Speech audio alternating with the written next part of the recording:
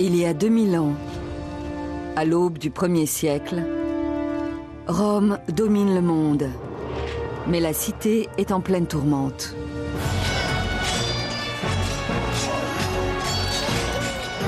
La capitale de l'Empire est plongée dans la guerre civile. Des dictateurs s'emparent du pouvoir. L'avenir des Romains semble incertain.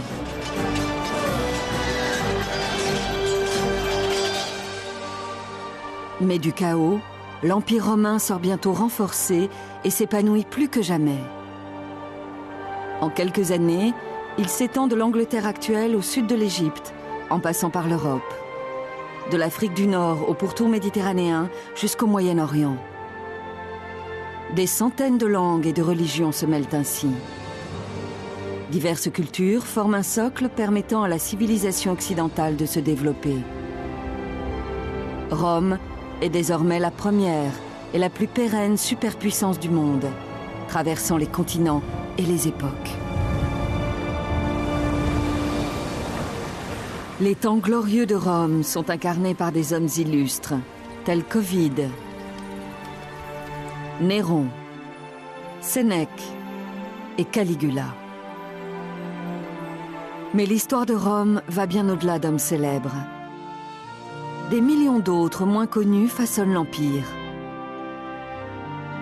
Certains, tels que la très fortunée bienfaitrice Eumachia, la reine rebelle Boudica, d'innombrables soldats et esclaves anonymes, ainsi que des sénateurs et des paysans.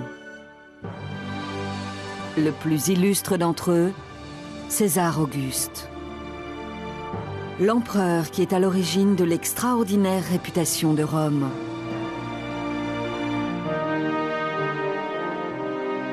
Voici l'histoire d'Auguste et de son peuple. Hommes et femmes qui ont fait naître l'ordre du chaos. Érigé le plus grand empire au monde et propulsé la civilisation romaine dans le 1er siècle.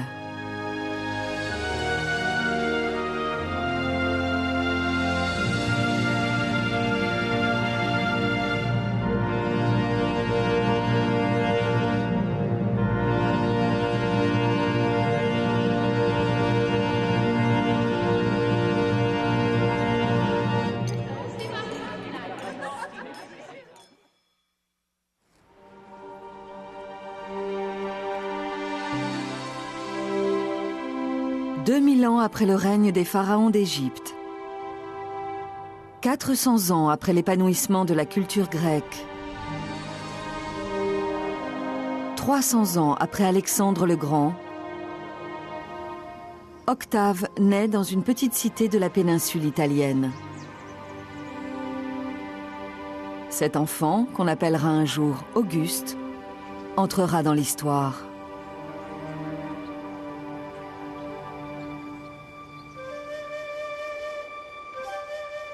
À la tête d'une armée sillonnant des contrées lointaines, son père se recueillit un jour dans un petit jardin sacré souhaitant connaître l'avenir de son fils. Quand il versa le vin sur l'autel, des flammes jaillirent vers le ciel.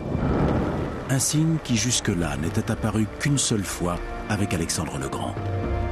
Le prêtre déclara alors qu'Auguste deviendrait le maître du monde.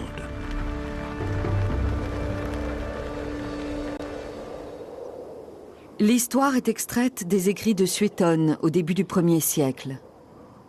Sa biographie est basée sur des témoignages, des conversations et des recherches menées par la Bibliothèque impériale.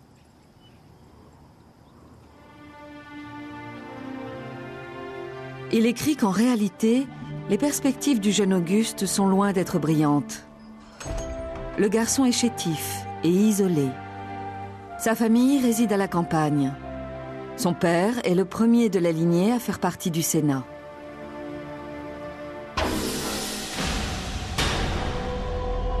Auguste naît en des temps mouvementés. La guerre civile sévit depuis des années. Les nobles se querellent. Beaucoup sont à la tête d'armées importantes et se battent pour le pouvoir.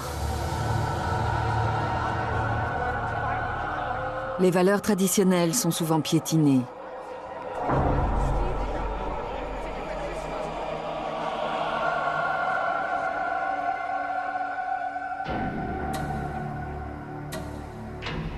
Auguste n'a que 4 ans lorsque son père meurt.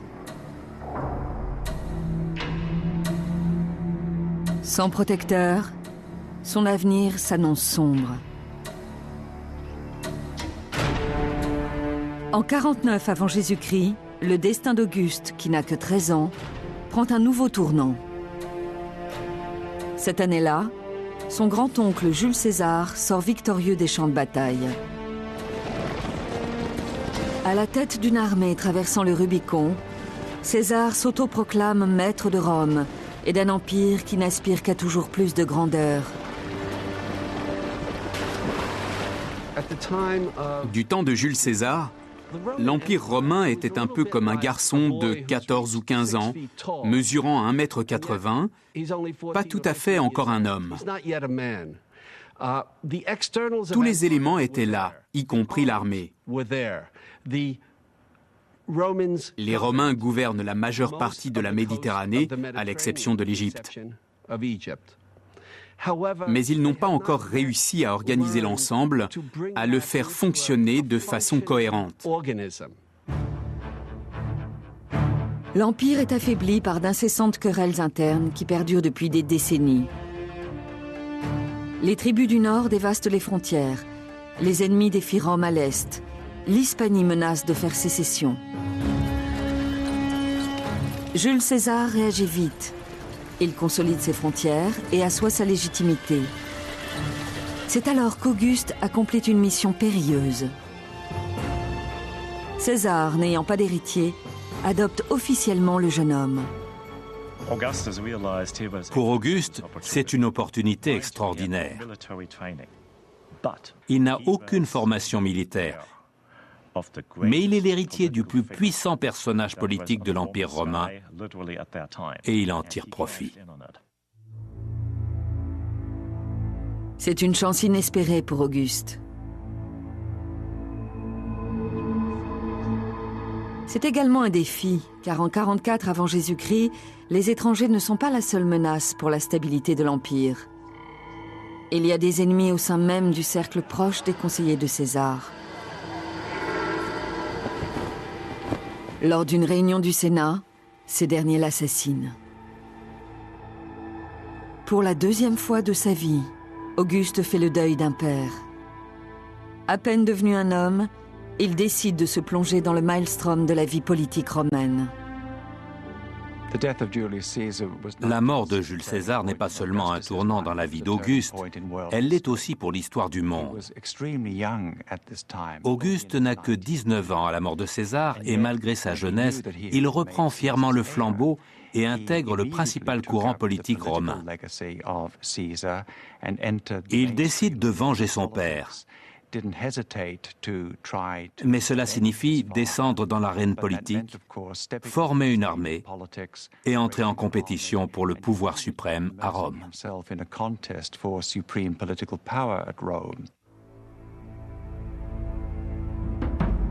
Il fait preuve de brutalité envers les prisonniers ennemis. Alors qu'un père et son fils réclament la clémence, il leur ordonne de tirer au sort celui qui sera exécuté. Le père se sacrifie et est alors tué. Le fils, ne le supportant pas, se donne la mort. Auguste les regarde mourir tous les deux.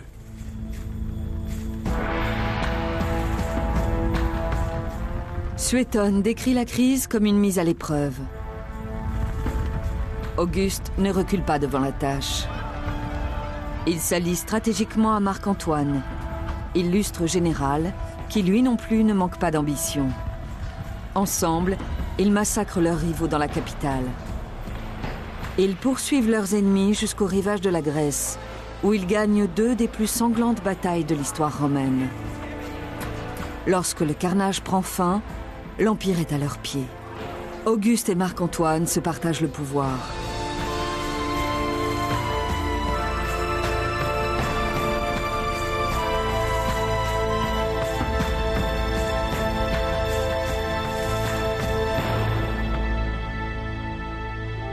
Auguste reste à Rome. Marc-Antoine prend le contrôle de l'Égypte, qui n'est pas officiellement annexée à Rome, bien que sous contrôle de l'Empire.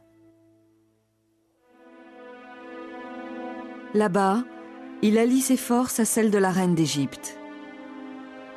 Pour des historiens de l'époque comme Dion Cassius, c'est une erreur fatale.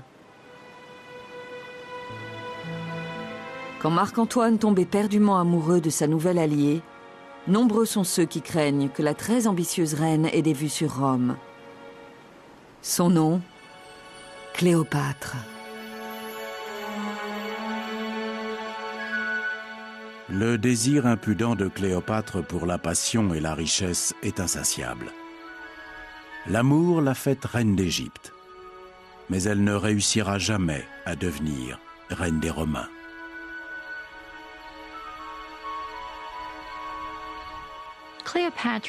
Cléopâtre n'est pas très appréciée à Rome.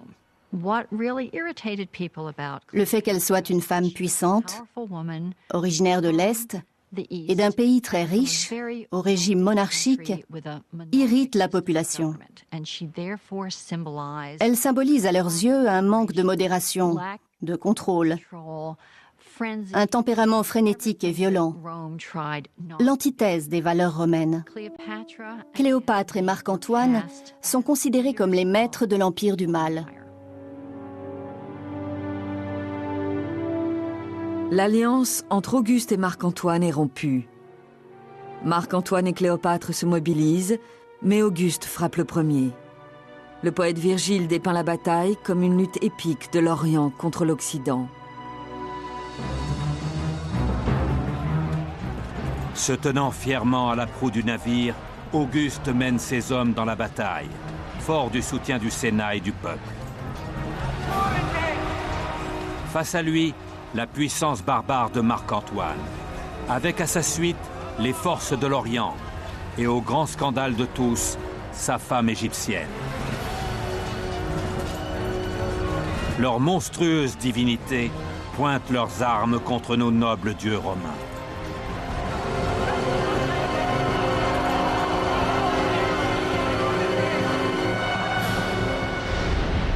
La flotte égyptienne est détruite aux 3/4. Marc-Antoine et Cléopâtre se donnent la mort. La terre des pharaons est officiellement annexée à l'Empire romain. Pour Auguste, l'annexion de l'Égypte est d'une importance capitale. C'est l'équivalent des troupes d'Hitler défilant dans les rues de Paris. C'est un pays riche qui fournit aux Romains de la nourriture et des terres. Mais c'est avant tout un pays qui a un immense prestige culturel. Une fois l'Égypte sous la domination des Romains, leur réussite est totale.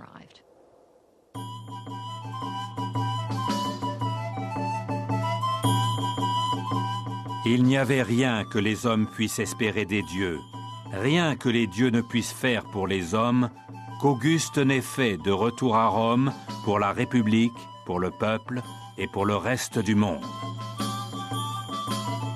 Les guerres cessèrent et les armes furent déposées.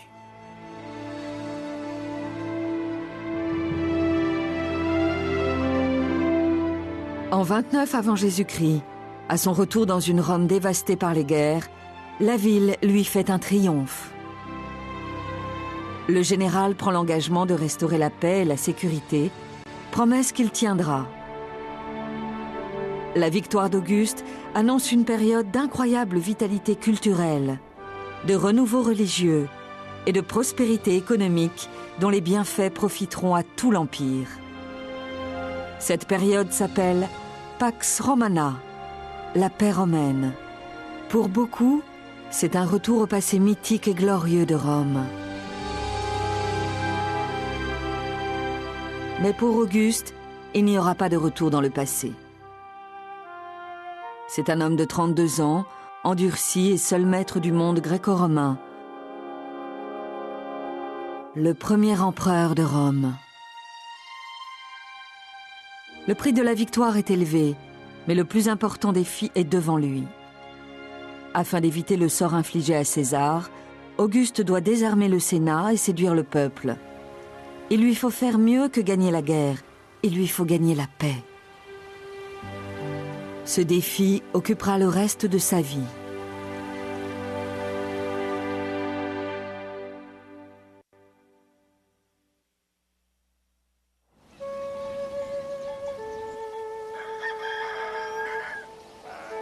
Permettez-moi de m'avancer, de clarifier ma voix et de me présenter. Je suis natif de Sulmo, à quelques jours de voyage à l'est de Rome. Alors qu'Auguste bataille pour atteindre la suprématie, un garçon nommé Ovide grandit dans un climat moins rude.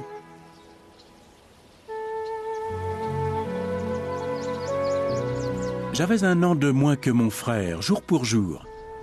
Nous partagions nos 2 gâteaux d'anniversaire et étions très proches. Nous avions fait nos études ensemble, puis étions allés à Rome tenter notre chance. J'avais l'habitude de passer mon temps à essayer d'écrire des vers. Mon père désapprouvait. Pour lui, c'était une perte de temps qui ne me permettrait pas de vivre décemment. Il disait souvent « Homère mourut pauvre ».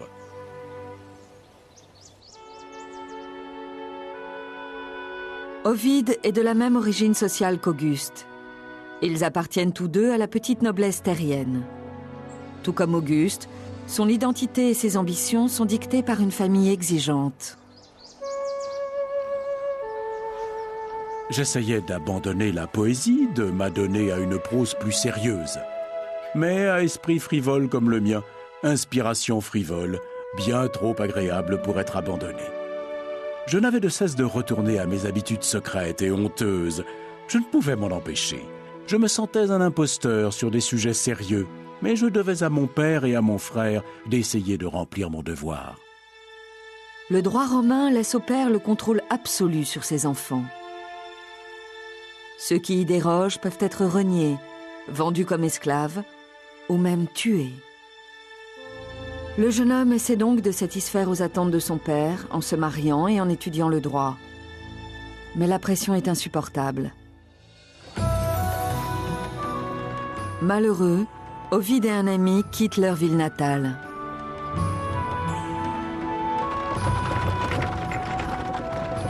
Nous avons parcouru toutes les villes d'Asie, vu les flammes de l'Etna illuminer le ciel. Nous avons navigué sur un bateau peint et arpenté les routes en chariot. Il nous arrivait souvent d'avoir le sentiment d'un chemin trop court, tant nous étions passionnés par nos discussions. Quand nous marchions, nos mots étaient plus nombreux que nos pas. Les longues soirées d'été ne suffisaient pas.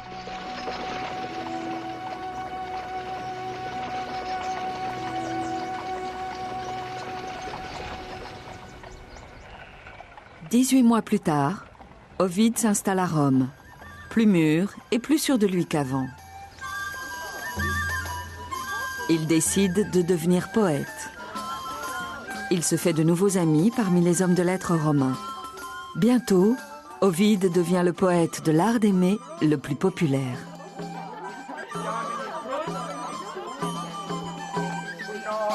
Votre époux viendra donc à ce dîner. J'espère qu'il s'étouffera en mangeant. Écoutez et apprenez ce que vous devez faire. Quand il s'allongera prêt à se restaurer, allez vers lui, indifférente. Allongez-vous discrètement derrière lui, touchez-le légèrement du pied. Ne le laissez pas vous enlacer. Ne posez pas votre tête contre sa poitrine. Ne laissez pas ses doigts caresser votre cuisse ni la pointe de votre sein. Et surtout pas de baiser.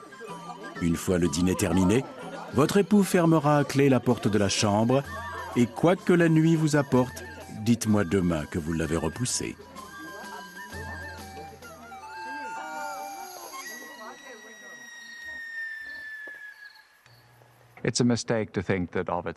Ce serait une erreur de croire que la poésie d'Ovide puisse être interprétée en des termes purement autobiographiques.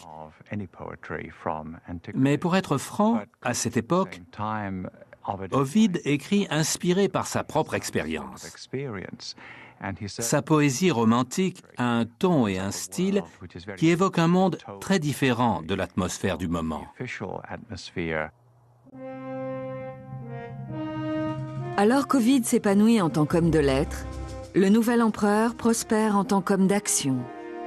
Il reconstruit Rome et sa famille. Auguste divorce et épouse Livia, sa maîtresse, alors enceinte de lui. Cette décision choque et irrite. De toute évidence, l'amour n'était pas le seul motif. Et bien qu'Auguste semble refuser le pouvoir absolu, d'aucuns le suspectent d'ériger une dynastie, une descendance pour gouverner Rome.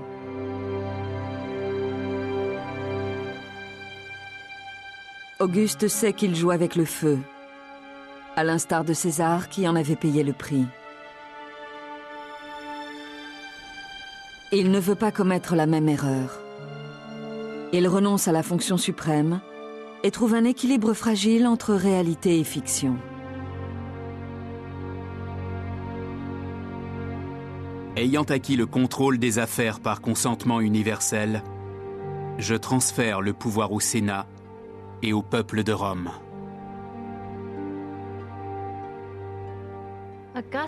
Auguste était un responsable politique très secret.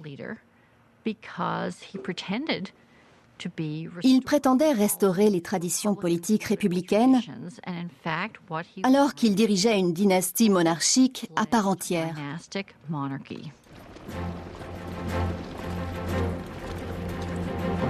Auguste conquit la Cantabrie, l'Aquitaine, la Pannonie, la Dalmatie, toute l'Illyrie et également la Rhétie.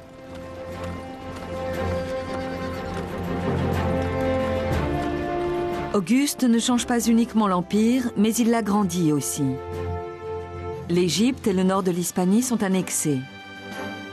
Il parcourt l'Europe pour atteindre la Germanie. Il réunit l'Occident à l'Orient, en y ajoutant la Hongrie et l'Autriche actuelle, les Balkans et l'Anatolie. Ces victoires permettent d'employer des soldats romains et des sénateurs et de distraire le peuple.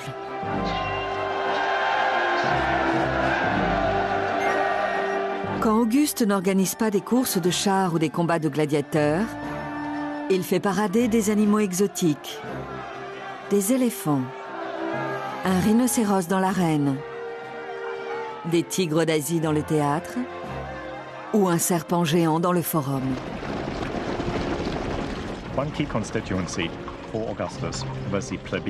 Auguste s'appuyait sur la plèbe, le peuple de Rome. Des dizaines de milliers d'individus sans travail, qu'on doit tout simplement ne pas laisser traîner dans les rues afin d'éviter les troubles. C'est un nid de misère qui peut à tout moment devenir explosif.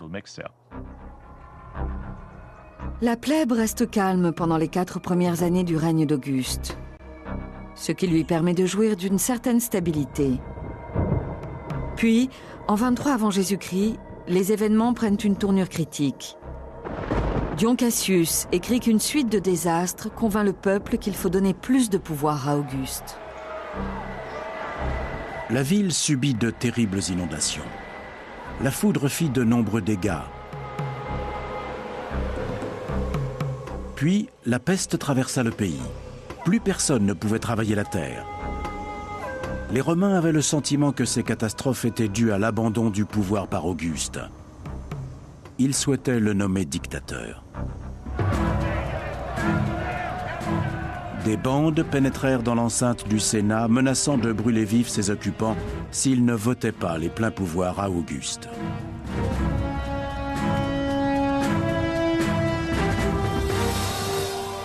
Ces exigences menacent l'équilibre précaire de l'empereur. Auguste implore les émeutiers. Il tord sa toge et s'en fouette la poitrine. Il leur promet qu'il veillera en personne à la distribution des céréales. Mais il refuse d'être nommé dictateur. La foule se disperse. Auguste est face à une mission impossible. Faire régner l'ordre aux frontières, dans les rues et au Sénat, est une tâche qui requiert des qualités surhumaines. Heureusement pour Rome, Auguste n'en est pas dépourvu. Et puis quelque chose d'imprévu arrive. La comète de Halley. Pour Auguste, c'est l'esprit de Jules César montant au ciel. À partir de là, il est appelé César le divin, ce qui le renforce politiquement. Alors, que fait Auguste? Il marque la monnaie des initiales DF, fils du divin, et les fait apparaître sur tous les écrits et symboles de son pouvoir. Être le fils du divin en politique est un atout certain. Je pense que beaucoup d'hommes politiques modernes envieraient un tel privilège.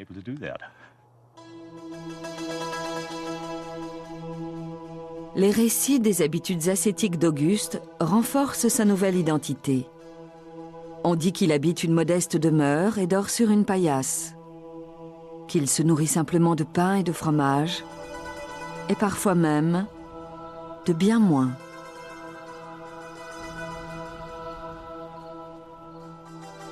Mon cher Tibère, même un juif n'observe pour le Shabbat un jeûne avec autant d'assiduité que moi aujourd'hui. Je n'ai rien mangé jusqu'aux premières heures de la soirée, juste grignoté avant mes ablutions.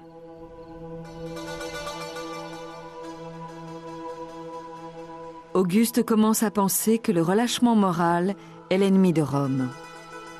Il croit qu'un avenir radieux passe par la restauration des valeurs d'hier qui ont fait la grandeur de Rome.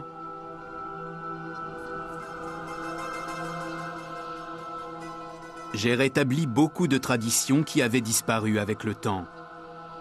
J'ai restauré 82 temples dédiés aux dieux et n'ai négligé aucun de ceux qui nécessitaient des réparations. En public, Auguste montre l'exemple.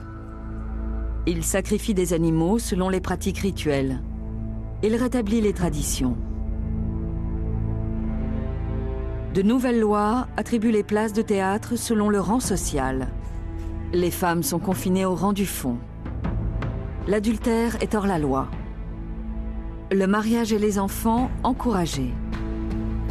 Pour beaucoup, la société romaine recouvre sa normalité. Le fils d'un dieu érige un empire pour les temps futurs. Qui peut trouver les mots justes pour décrire les avancées de ces dernières années? L'autorité rendue au gouvernement, sa grandeur au Sénat et leur influence aux tribunaux. Les protestations cessent dans les théâtres. L'intégrité est honorée, la dépravation punie.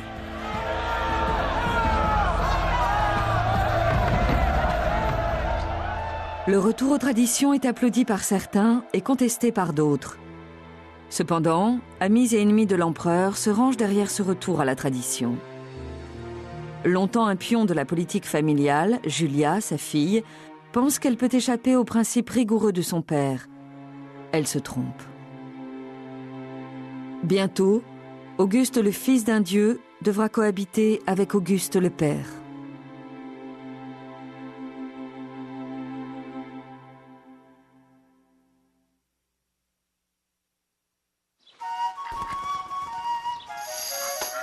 S'il y a ici quelqu'un de novice dans l'art d'aimer, qu'il lise mes écrits, et il excellera dans cet art.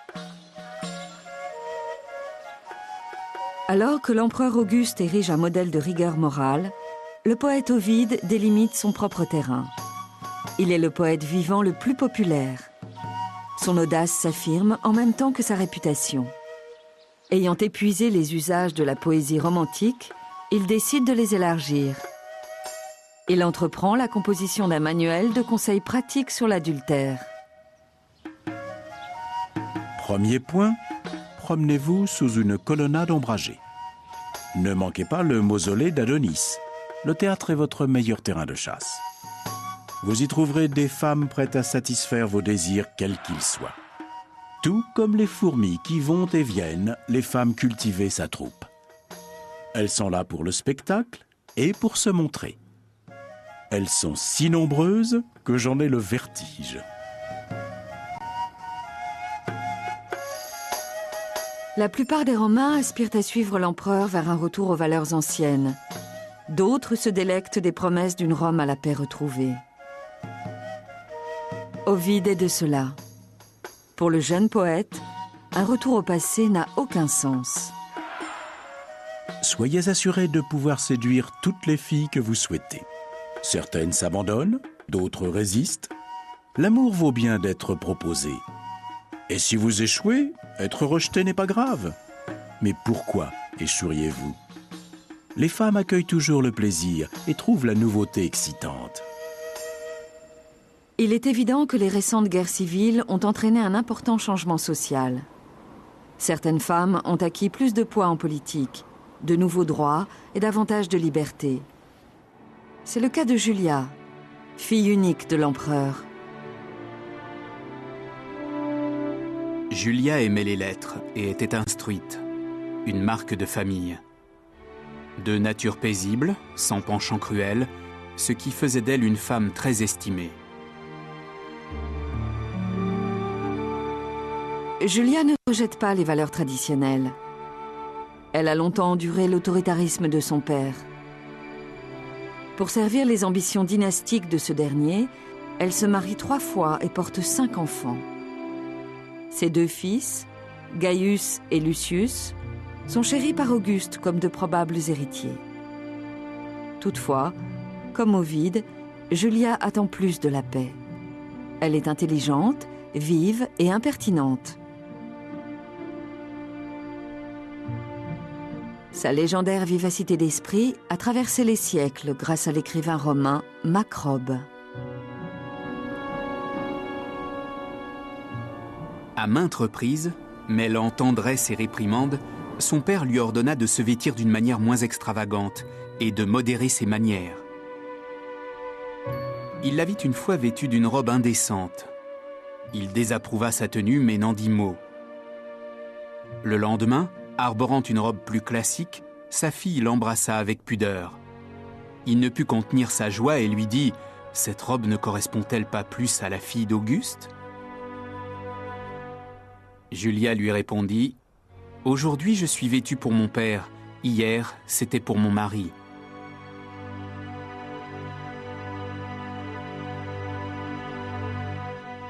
Mais apparemment, les charmes de Julia ne sont pas réservés qu'à son mari. La fille de l'empereur a beaucoup d'amants. Ses badinages étaient tellement connus que les gens s'étonnaient que ses enfants ressemblent à son second mari, père de ses 5 enfants. Ce à quoi elle répondait avec une pointe d'esprit, « Eh bien, c'est parce que je ne prends jamais de passagers à moins d'être pleine. » Ce qui signifiait qu'elle ne badinait que lorsqu'elle était enceinte, soucieuse de protéger les liens du sang.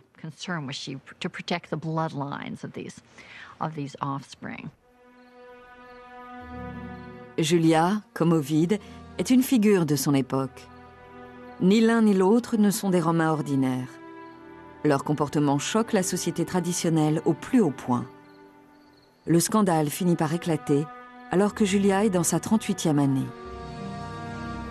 Cette année-là, l'empereur fut personnellement touché par un scandale trop embarrassant pour en parler et de triste mémoire. Un soldat romain exprime son profond dégoût devant l'incroyable complaisance de Julia envers elle-même. Ignorant son père Auguste, elle se comportait d'une façon peu recommandable, vivant avec extravagance et s'adonnant à la luxure. Elle comptait ses fautes comme d'autres comptent leurs bienfaits et affichait sa liberté, ignorant les lois de la décence.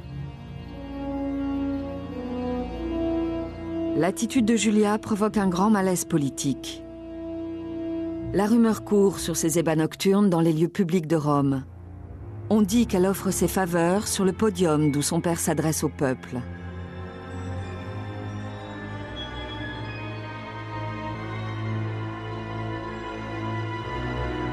Quand Auguste l'apprend, il devient fou de rage et refuse toute visite. Suétone rapporte qu'après s'être ressaisi, l'empereur Auguste désavoue publiquement son unique enfant. Il écrivit une lettre au Sénat l'informant de l'attitude inadmissible de sa fille, mais ne fut pas présent à sa lecture. Il se retira et songea à infliger à sa fille la peine de mort. À plusieurs reprises, les Romains implorèrent sa clémence, mais il refusa. Il invectiva la foule en lui souhaitant pareille fille ou femme.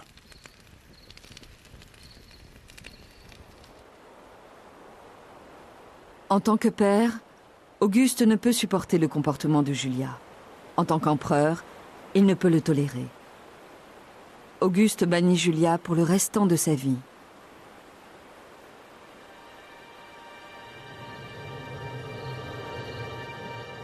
J'allais faire l'impasse sur les manières qu'une fille rusée peut utiliser pour se dérober à son mari ou à un garde. Mais je vois que vous avez besoin d'aide, donc voici mes conseils. Peu de temps après l'exil de Julia, Ovide rédige un poème audacieux. Il ne pouvait pas choisir pire moment.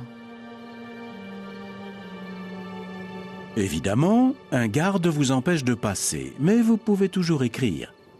Écrivez donc des lettres d'amour lorsque vous êtes seul dans votre salle de bain et faites-les expédier par un complice.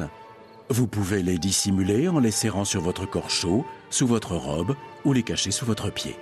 Si toutefois le garde découvre votre procédé, vous pouvez utiliser votre peau comme papier et les transporter sur votre corps.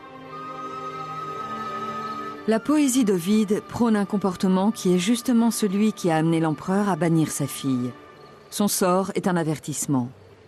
Pour le moment, l'empereur reste muet sur le poète rebelle le plus doué de Rome. Ovide se remarie et se tourne vers des formes de poésie moins provocantes. Il se fait plus discret.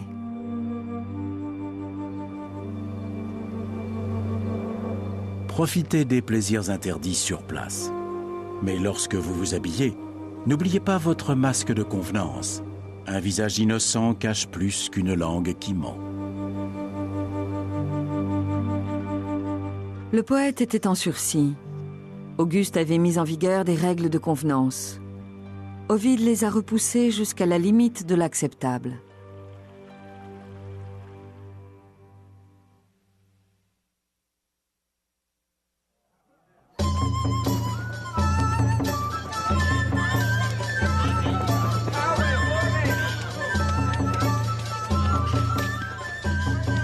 Réfléchissez au danger de la nuit. Les tuiles tombent des toits et vous fendent la tête. L'ivrogne cherche la bagarre et ne peut se calmer sans échauffourée. Que pouvez-vous faire lorsque vous êtes confronté à un fou? Ou lorsque les habitants jettent leur peau par la fenêtre? Vous allez au-devant d'un désastre si vous partez dîner sans avoir écrit votre testament. Au début du 1er siècle, le poète Juvénal écrit des vers qui expriment un mépris pour la vie à Rome. Il est acerbe et a un regard critique sur les obscures réalités de la vie urbaine. Notre immeuble est une ruine branlante. Notre propriétaire le maintient avec de fins poteaux et couvre de plâtre les fissures béantes. Puis il nous souhaite bonne nuit dans son misérable piège mortel. Je ne crois pas que notre vision de Rome soit conforme à la réalité quotidienne. Ce qu'il en reste aujourd'hui, ce sont les grands édifices publics, et pas les taudis sordides sans plomberie, sans aucune hygiène, où vivaient les gens ordinaires.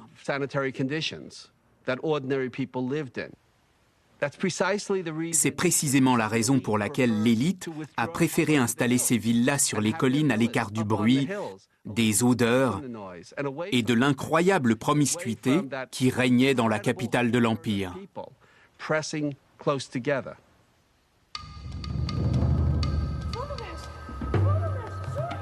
J'adorerais vivre là où la nuit ne fait pas peur. En ce moment même, je sens l'odeur du feu. Et j'entends un voisin crier pour avoir de l'eau alors qu'il lutte pour sauvegarder ses minables affaires. La fumée se répand pendant que les flammes montent, mais le pauvre malheureux qui habite au dernier étage sous un toit branlant ignore le danger et il est voué à une mort certaine.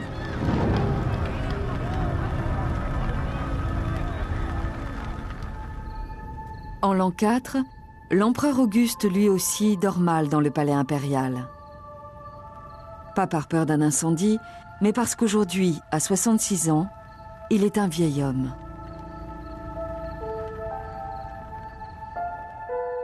Son œil gauche voyait moins bien. Ses dents étaient moins nombreuses, très écartées et usées. Ses cheveux fins et jaunis. Sa peau était régulièrement parsemée de taches semblables à celles de la teigne.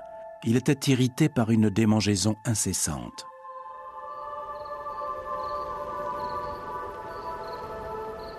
Alors que la mort de l'empereur approche, des complots sont fomentés. Ses petits-fils et héritiers désignés sont décédés prématurément. L'empereur vit sous la menace permanente d'assassinat. Un historien de l'époque exprime le dilemme d'Auguste ainsi. Alors que la solitude est épouvantable, la compagnie l'est tout autant. Les mêmes hommes qui nous protègent sont ceux qui se révèlent les plus dangereux. Auguste semble tellement solide que vous en oubliez sa fragilité. Je pense que ses contemporains sont très conscients de cette faiblesse. Auguste l'est sûrement aussi. Il est très anxieux d'établir un système pérenne après sa mort.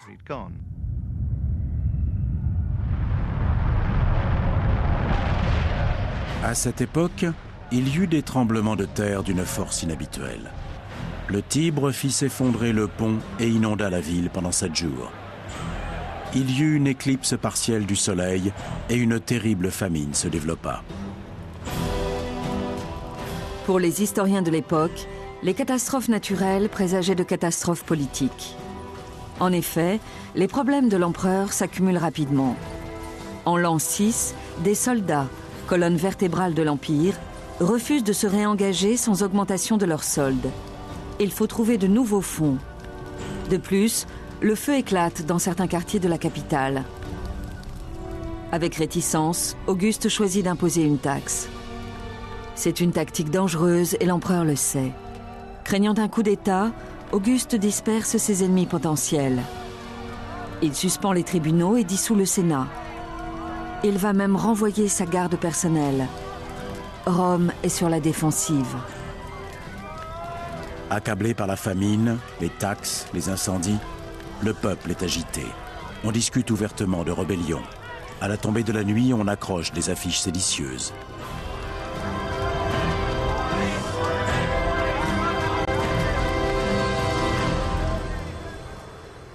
La crise passe.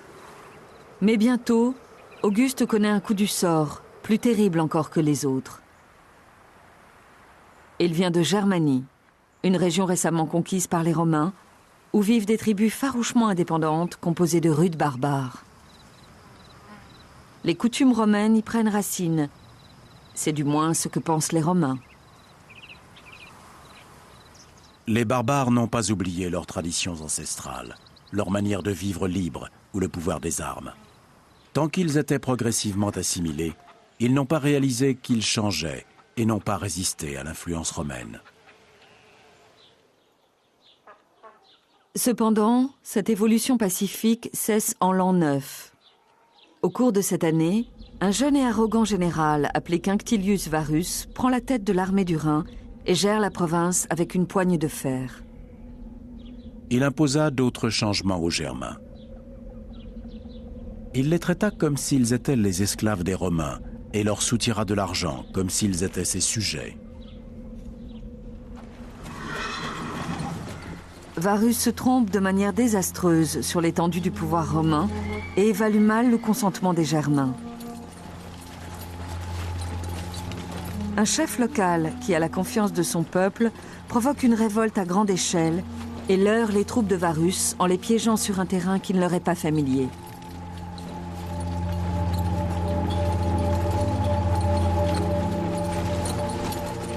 Les montagnes étaient rocheuses, les ravins nombreux, les arbres hauts et denses. Par conséquent, la progression des Romains s'en trouvait plus difficile.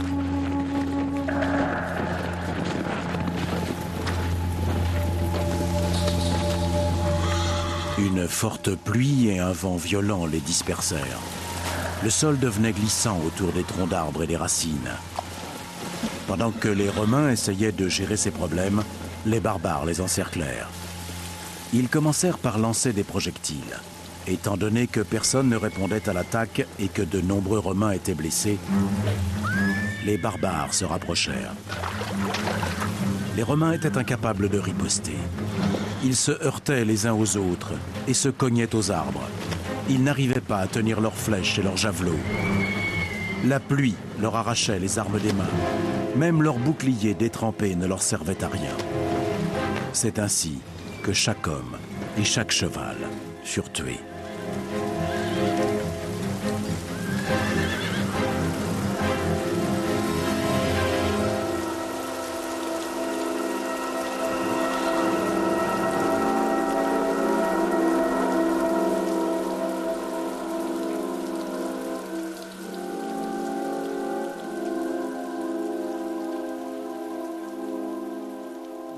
3 légions romaines sont massacrées, 1/10 de l'armée.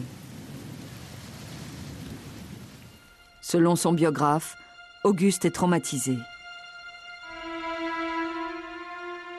On raconte qu'il était tellement perturbé que pendant plusieurs mois il se laissa pousser les cheveux et la barbe et se cognait parfois la tête contre les portes en criant « Quinctilius Varus, rends-moi mes légions !»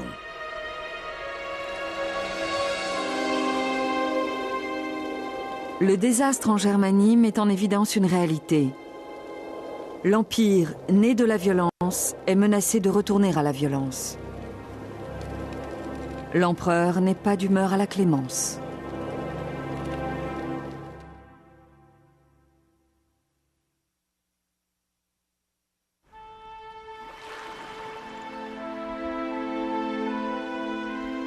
Croyez-moi, atteindre le point culminant du plaisir ne doit pas être précipité, mais savouré.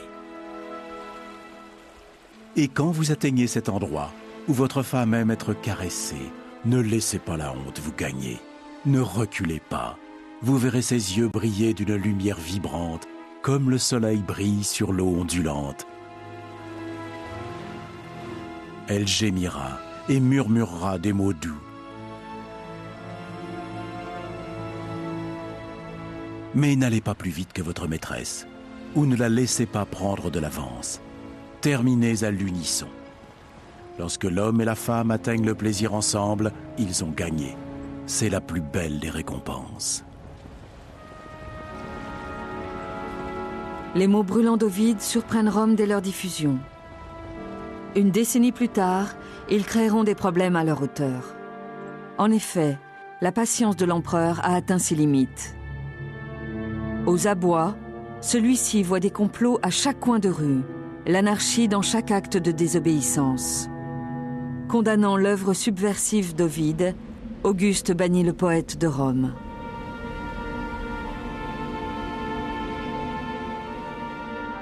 Bonjour, êtes-vous là? Dans ce cas, acceptez ma poésie.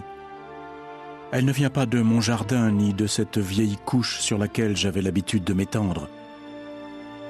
Qui que vous soyez, dans quelque salon, chambre ou étude, sachez que je l'ai écrite sur des ponts.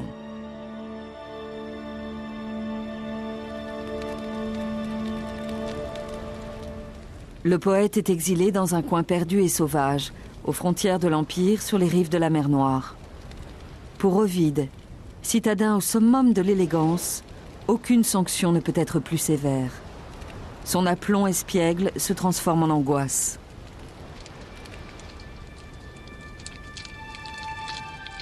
Quand par ici la nuit tombe, je pense à cette autre nuit quand j'ai été expulsé vers l'obscurité perpétuelle. Nous avons ri une fois ou deux lorsque mon épouse a retrouvé quelques vêtements dans une vieille malle. Ce sera peut-être à la mode à Rome cette saison. Et aussitôt notre éclat de rire a fait place aux larmes. Nous nous raccrochions l'un à l'autre. À côté du foyer, mon épouse sanglotait. Que pouvais-je dire? J'arrivais à peine à respirer. Je me remis en route. Derrière moi, elle est tombée, roulant au sol. Ses cheveux atterrirent dans l'âtre remuant poussières et cendres. Je l'ai entendu m'appeler. J'ai cru survivre au pire. Que peut-il y avoir de pire? Ma femme s'est relevée, a tenté de me suivre et s'est accrochée à moi. Les domestiques l'ont éloignée. S'il me restait quelques valeurs, elles furent alors anéanties.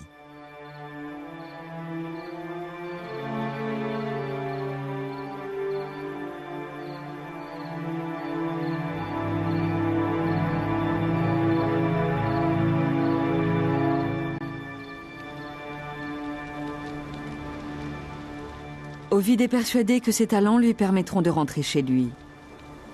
Il écrit sans relâche. Il cherche refuge dans une ville frontière éloignée. Ovide écrit que quand les températures chutent, le vin gèle dans les vaisseaux. Le froid glacial foudroie des cavaliers qui pillent et tuent. C'est une vie cruelle qu'Ovide décrit à travers ses témoignages d'exil. Une vie que peu d'habitants de Rome connaissent. Au-delà de ces murs tremblants, aucune sécurité. Et à l'intérieur, ce n'était guère mieux. Les barbares occupaient la plupart des maisons. Même si vous ne les craigniez pas, vous méprisiez leurs longs cheveux et leurs habits en peau de bête. Je devais communiquer par gestes. Personne ne me comprenait. Les paysans stupides se moquaient de ma façon de m'exprimer en latin.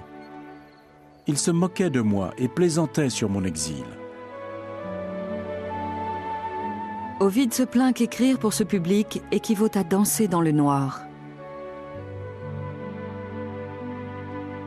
Au fil du temps, il devient un vieil homme décharné. Il tombe malade. Ses bravades d'antan ont laissé place à la pénitence. Oh, regret, regret. Si vous pouvez croire quelqu'un d'aussi pitoyable que moi, je me repens. Je suis torturé par mes actes. Cependant, les suppliques d'Ovide n'ont jamais été entendues et aucun répit ne lui sera accordé. À l'approche de la mort, il se résigne avec tristesse. Regardez-moi, je me languis de mon pays, de mon foyer et de vous. J'ai tout perdu, mais j'ai encore du talent. Les empereurs ne peuvent rien contre le talent. Ma renommée survivra à ma mort. Et aussi longtemps que Rome dominera le monde, on me lira.